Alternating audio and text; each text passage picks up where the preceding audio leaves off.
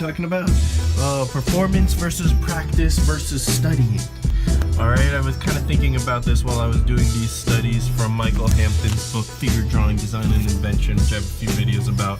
And I busted out my old art curriculum book, which I have a video about this art curriculum thing, and I'm going to revisit it. You guys have inspired me to get back into drawing and all that stuff. So I'm doing my draw 20s, where I'm drawing 20 of the figure from front view in this case, because I'm studying the muscles from front view. And I was thinking about how, like, when I do studies, I'm not really worried about what I'm drawing. Like, drawing is just a tool in order to stimulate the mind. I'm really trying to go deep with my mind, understand, even feel what it's like to, like, when I'm, you know, to be this thing that I'm drawing, how it works mechanically, just like little tips and tricks, like, oh, what is this going on? What is this shape? You know what I mean? And I'm sorry I don't have too much to show you, I only drew 10, but I wanted to share this idea because I thought it was interesting. Well, when you're practicing, you're going to want to create something, you're kind of almost pretending you're performing, but you might push yourself a little bit more out of your comfort zone, but you're kind of like working towards a finished piece, or you're trying to work at like close to the best of your ability so you can push a little past. While you're studying, you're not trying to push your drawing ability at all. It's all in your, it's about your head, it's about your understanding. So I think like the first stages of learning something would involve studying it, and that can be done in different ways, but the idea is to stimulate your mind as much as possible.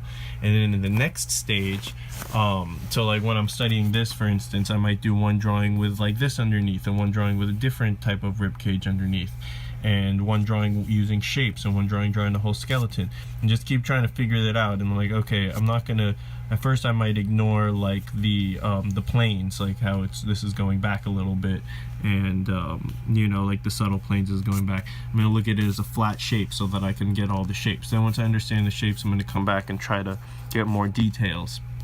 You know what I'm saying? And like, so right here, this in the first ones, you see I kind of just, so, you know, I'm studying that, I'm learning like, oh, okay, that's interesting, that shape right there. And I'm trying to remember where all those go. But then over here, I was like, oh, let me look at these a little more detailed. And I kind of like broke it down in like a more oversimplified way. This is all part of the studying process. And then later when I start to practice, I might just draw a bunch of figures like this, but try to really get each one in the right proportion and all that stuff. But I don't feel like I'm there yet, because I'm still studying. And then finally, when performance, hopefully if you're doing this for a client, or you're trying to create a finished product, then you'll be able to what's it called, just like do it comfortably, because you'll be working within your comfort zone rather than trying to like practice while you're producing, or while you're performing and producing a finished product.